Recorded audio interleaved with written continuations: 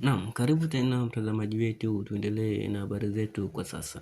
Hivi sasa tunaangazia habari za kimataifa.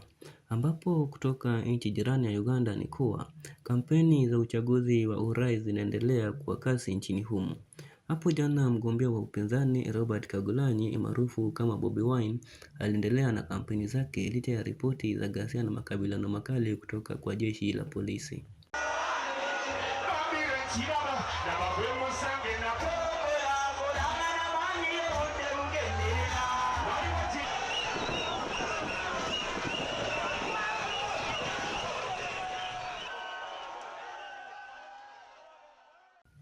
Bobi Wine alikuwa akihutubia wafuasi wake katika eneo la Nakawa huku kukiwa na vizuizi vikali vya polisi vilivyolenga kuzuia mikusanyiko mikubwa ya watu.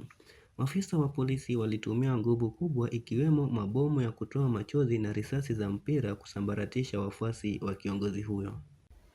Walioshuhudia vurugu hizo wanasema kuwa vurugu hizo ziliacha baadhi ya wafuasi wa kiongozi huyo wakiwa wamejeruhiwa na wengine pia wakikamatwa.